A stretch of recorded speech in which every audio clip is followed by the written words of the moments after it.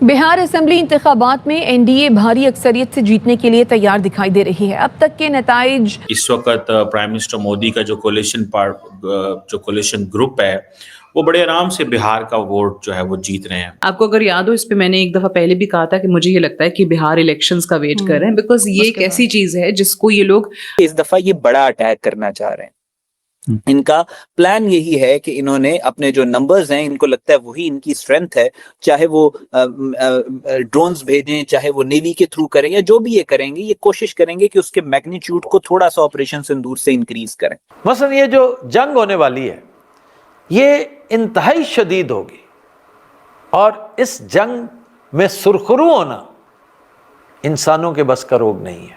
BJP, Janata Dal, United और दीगर जमातों पर मुश्तमिल इत्तेहाद एनडीए 201 नशिस्तें जीत चुकी है, जिसमें बीजेपी को 90 नशिस्तों पर कामयाबी मिली। वो उसको हु कैन बीट बीजेपी, वो कौन उसको, वो पहले ही नरेंद्र मोदी जो है वो नहीं कर सकते। तो मेरा ख्याल है नरेंद्र मोदी जो है उन्होंने सही पैसा लगाया इस दफा भी। इंडिया का नेशनल सिक्योरिटी एडवाइजर है अजित कुमार डोवल, उसने एक स्टेटमेंट दिया। स्टेटमेंट में वो ये कहता है कि पिछले 13 साल से भारत के अंदर मेनलैंड इंडिया में कोई दहशतगर्द कार्रवाई नहीं हुई। आज हुआ क्या है कि अमित शाह ने धमकी लगाई है, उसने कहा थी इस दफा जिन्होंने हमला किया है हम उनका जो हशर करेंगे कि दुनिया देखेगी कि भारत की पॉलिसी है क्या।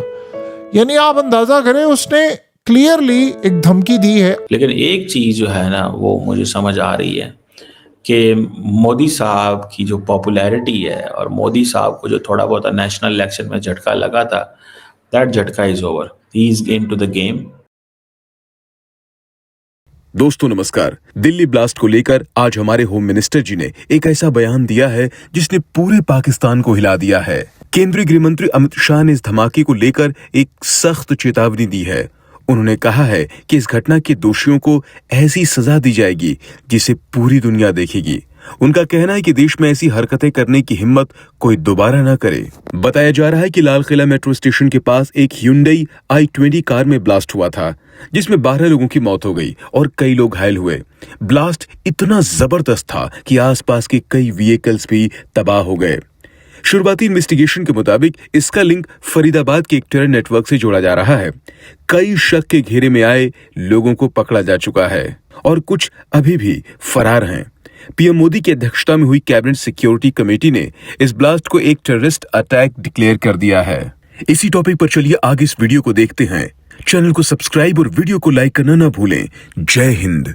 इस वक्त प्राइम मिनिस्टर मोदी का जो कोलिशन ग्रुप है वो बड़े आराम से बिहार का वोट जो है वो जीत रहे हैं और ये आप समझ लें कि Narendra Modi still the most popular leader.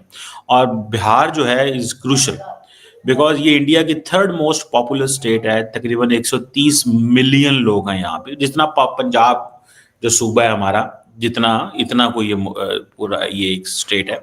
और कहा जाता है कि ये जो 5वां जो highest number of law makers हैं पार्लियामेंट में यहाँ से जाते हैं। ठीक है जी। सो ये अगर इसका कंट्रोल ना रहता, नेपाल से इसका बॉर्डर मिलता है बांग्लादेश के साथ, बिल्कुल ये थोड़ा सा इसका फर्क है। अगर इसका वोट ना मिलता तो नरेंद्र मोदी की जो हिंदी हार्टलैंड की जो पावर स्ट्रगल थी वो खत्म हो जाती। ये हिंदी हार्टलैंड है। National political narrative Narendra Modi कभी भी ना बना सकते अगर ये चीज जो है वो सामने आती। तो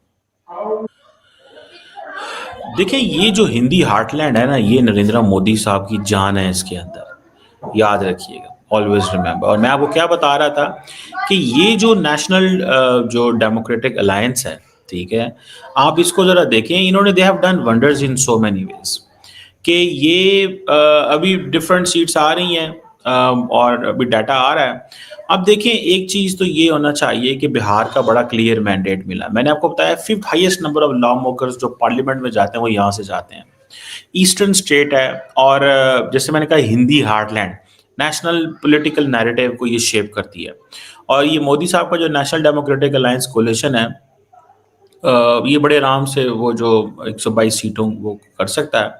और अब वो मेरे हाल है कि 170 सीटों तक से ज़्यादा लीड कर रहे हैं। एनडीटीवी का मैं देख रहा था, उन्होंने कहा जी ये 191 पे भी जा सकते हैं। ठीक है जी। और इसका मतलब पता है क्या है कि ये 60-70 और सीटें ले रहे हैं लास्ट इलेक्शन से। 70 और सीटें ले रहे हैं। बिहार का मैंडेट जो है ये बड़ा क्लियर है। मोदी साहब की जो भारतीय जनता पार्टी है वो दे आर गोइंग अप, ठीक है जी। और नाउ जो डेवलपमेंट है वो आइडेंटिटी के ऊपर कर रहे हैं, ठीक है जी। अब वो कहते हैं कि गुड गवर्नेंस चाहिए। सो मोदी साहब जो हैं उन्होंने बिहार के अंदर अपना ये जो कोलिशन शेप किया, उसके अंदर देन वो आप समझ लें कि वो अपनी गेम कर गए हैं। और जो पॉलिटिकल एनालिस्ट थे बहुत ज़्यादा वो समझ रहे थे कि बिहार इलेक्शन जो है वो मोदी साहब ने रिसेंटली $1 बिलियन के करीब वहाँ पे पैसा ट्रांसफ़र किया। मोदी साहब ने ये सितंबर के अंदर $853 मिलियन, $1 बिलियन ही हुआ है ना, ख़वातीन को दिया एम्प्लॉयमेंट प्रोग्राम के तहत। वुमेन वोटर जो है इंडिया के अंदर वो एक बड़ा नंबर है।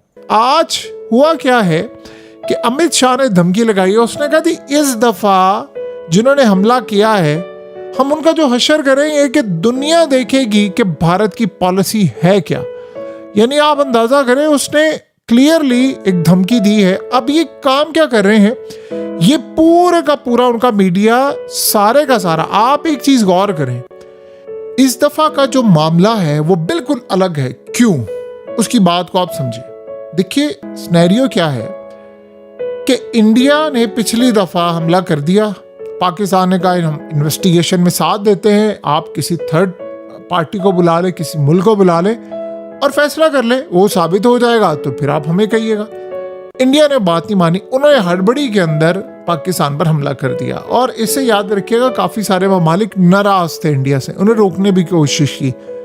इंडिया इस दफ़ा क्या कर रहा है, इंडिया इस दफ़ा बहुत ज़्यादा पैसा लगा रहा है इन्वेस्टिगेशन पर, रिसोर्सेज अपने लगा रहा है, हर तरह से पूरी तरह इन्होंने आइडेंटिफाई करके सारा कुछ करके सबूतों को बनाकर, एक होता है सबूत मिलना, सबूतों को तैयार करके बनाकर। अब जाहिर सी बात है जो इंडिया की इंटेलिजेंस एजेंसी बनाकर किसी को देगी, किसी ने वेरीफाई थोड़ी करना आकर के ये ठीक है गलत है, वो सारे का सारा लिंक जोड़ेंगे अल्टीमेटली पाकिस्तान के साथ, तुर्की के साथ, और इस पूरे खेल में पाकिस्तान के खिलाफ एक जंग पूरी तरह तैयार होगी।